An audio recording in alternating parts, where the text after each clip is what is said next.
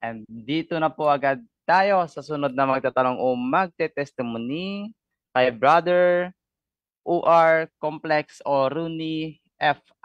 As-to-mute po kapatid at pakibuksan po ating kamera.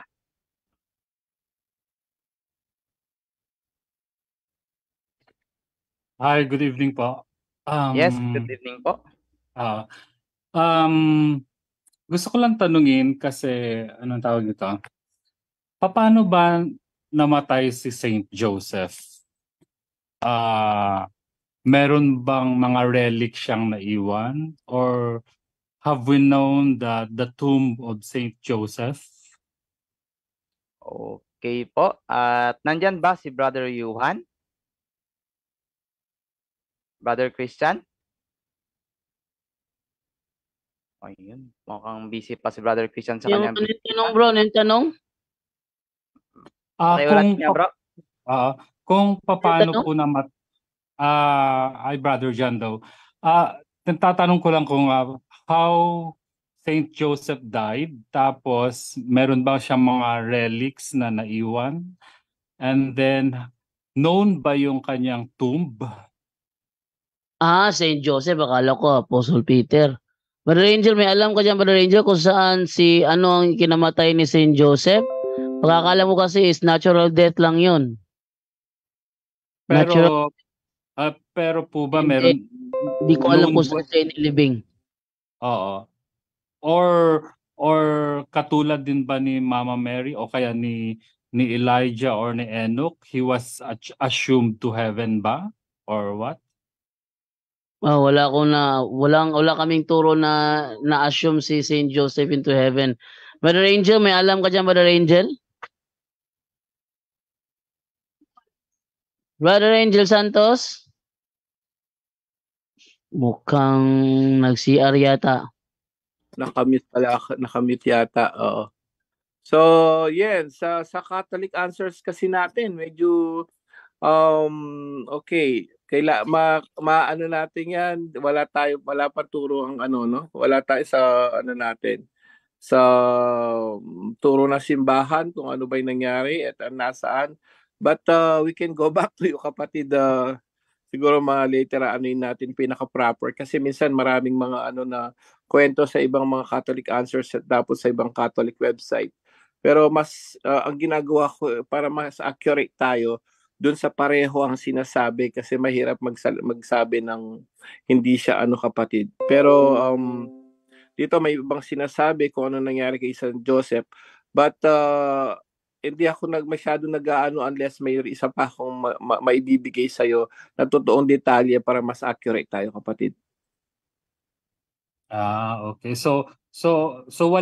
Wala talagang malinaw na history regarding Saint Joseph, regarding how he died, ang Catholic Church. Parang ganun ba po? Yes, actually wala pa rin no, pero meron ba among ito apocryphal production ulit. So meron man no, meron sila sa Gospel of James daw. May mga Gospel of Nativity of the Mama Mary. So maraming mga apocryphal books na hindi canonized na pwede nating ipagbasihan. But ito, ang dami niya sinasabi rito no, according to the Gospel of Nativity. Marami siyang sinasabi rito, bro, but ang bibigay namin sa iyo dapat yung accurate na lang, bro, kapatid. Maya-maya lang maibibigay ko sa iyo. Okay, sige po. Sige po. Tapos may isa pa po akong tanong. Kasi meron akong kakilala na nagsasama na sila pero they are willing to get married sa church, but anong tawag nito? Yung guy kasi is may previous marriage sa may previous marriage. So pero hiwalay na sila, may kanya-kanya na silang pamilya. Pero sa naririnig ko nga dito sa punto por punto that hindi talaga po pwede kasi kasal sila sa simbahan sa una. Meron bang alternative ang church kasi talagang hindi na talaga sila magkakabalikan ng kanyang former wife, no? So meron bang alternative ang church dito sa mga ganitong sitwasyon? Eh, matagal na sila brong hiwalay ng dati niyang asawa or karelasyon? Yeah, that was 1992 at I think 1991 pa eh. Okay po. Oh, At unahin na po muna natin yung kay Saint Joseph, no?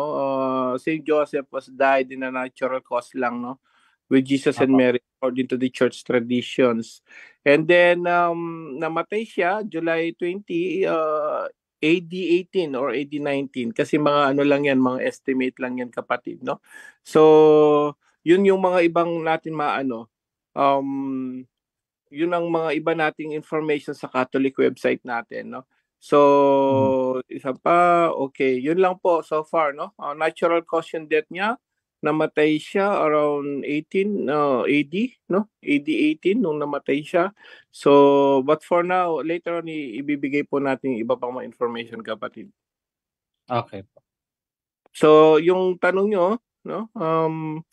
Ang tanong nyo kung ano ba ang pwedeng gawin na simbahan dun sa mga nag-aasa, may mga kasama na, no? May may mga live-in na pero may mga previous silang kasal which is hindi pa annulled, tama? Hindi pwedeng i-annulled. Hindi siya annulled. Annulled na siya, annulled na actually yon. Na-annul na siya. Pero parang hindi pa rin ba pwede sila magpakasal sa church? Okay, ang paliwanag niyo po, mayroon po kayong kakilala na may previous marriage siya, tama? Yes, yeah. Unang kasal, and then ngayon may kinakasama siya. Tama po ba? Opo. How many years na po silang nagsasama, kapatid? Ah, May anak na rin, may ganun. meron na. Senior high na eh. Pero ang wala pa silang ginawang para live-in pa lang. yes, pero kinasal na sila sa government. Civil. Yeah, sa civil. And then parang kumuha na rin sila ng parang dispensation ba 'yon sa Pope sa Vatican, parang ganun. Meron silang ganun na certification. Yes, free dispensation yon para pwede na silang magpakasal sa iba. Pero ngayon, the question is yung previous, una pong tanong, may idea kayo, yung previous kasal niya is civil ba or church? Hindi, in the church. Oh, so yung church na yon is annulled na po ba? Approved by the bishop na annulled na talaga? Void na? Null and void? Meron silang certificate coming from the Vatican. Daw, sabi niya na annulled na. Yeah, o parang pa yung dispensation. Dispensation, yes. So, kung ayun, annulled na, nagpa-annulled na ba sila talaga totally noon po? Na yung dati niya? Yes. Annulled na po. Kung talagang I don't know kung sa simbahan yun, pero hindi niya ano ba yung nanggagaling dun sa Vatican na certificate na yan na permado ni Pope? Permado ni Pope. Okay. I want to. Yeah. Pag annulled Basta po from the tayo, Vatican. bishop lang. So I don't know exactly yung bakit kailangan ni Pope doon. No? Tandaan po natin, ganito po yan. No? Pag nagpakasal I don't know kung si Pope ang signatory doon. Basta coming from the Vatican. Sabi po niya, okay, ganito mangyayari, no? Pagkakaalam lang po natin, but only the canon lawyers knows the real So may idea lang po tayo diyan is church wedding, dapat 'yan bago tayo magkaroon ng ibang asawa sa iba, bago kayo makapagpakasal sa iba, kailangan may tinatawag na church annulment. Iba yung civil po, no? Iba yung civil marriage. May annulment din doon. But iba yung church. Now, so church wedding, pagka dumaan po kayo ng annulment, dapat may canon lawyer and gaganapin yan sa church tribunal. Yung court na yon, iba yon sa korte ng gobyerno, yung Supreme Court, iba yon. Iba yung civil court, family court, iba po yon. Church tribunal, ang pipirma po nung maraming investigation yan bago ma-annulled. Maraming mga grounds. Pagka na po yan, kung ano man ay nakalista dun sa NSO mo na marriage ka, ang gagawin nun, null and void na yon. Ibig sabihin, annulled na. But, ang usually alam natin dyan, of course, yung presider na bishop na nagpipirma. Bakit napunta sa Vatican pa yan? Must be a bishop only on the local, no? Sa diocese na yon. Yung bishop na yon ang mag-aano ng annulment. Ngayon, if annulled na talaga, wala na po problema. They can marry in a different church against a different woman or different men. Kung talaga dumaan sila sa proseso ng annulment sa mismo archdiocese nila, at if it was approved by the bishop, I don't think you did Pope signatory unless sa baba siguro may bishop na tapos may pope pa sa baba siguro, no, I don't know. Hindi pa tayo nakakita ng final ano ng annulment, no? But if he, no, na pass to the tinatawag na due process of the church annulment, he can marry another? Yes, of course. Kasi annulled na po ng church, kapatid. Okay. Sige. Sige, siguro. Sige, i-confirm ko lang kung ano yung mga documents nila. Yes. It should be church tribunal. I'm sure alam niya yon. Sinong canon lawyer ba nila? Canon na, hindi yung civil lawyer. So, kailangan may specify nila. Baka mahirap dyan, pwedeng lokohin ng mga lawyer ang mga ganyan eh. So, pwedeng gumamit yung mga civil lawyer na tinatawag nilang divorce lawyer. Baka may mga hocus-pocus ginawa. Ang dapat hahawak noon, canon lawyer hindi yung divorce lawyer sa gobyerno. So, kasi yung sobre came directly from the Vatican. Yun na nga yung nakakaduda doon. Bakit Vatican talaga? Bakit napunta sa Vatican? Archdiocese lang po yun sa local diocese. Okay. Sige po. At bishop ang mag-aano no, sa church tribunal ng mismo. Sa amin sa Pampanga, ang church tribunal namin sa San Fernando, Pampanga lang eh. So doon lang malalaman mo na eh.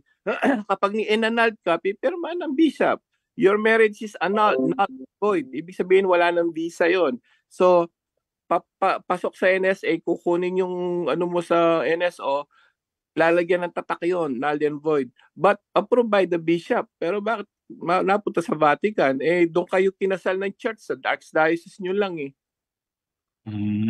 So medyo, tanong nyo muna, sinong bishop ang nag-approve at nag-annulled sa kanila doon sa area po nila, doon sa church diocese, sa diocese nila, sa diocese place nila po, kapatid. Okay, sige. Sige po. So, yun lamang po. Salamat po, kapatid. Thank you. Bye.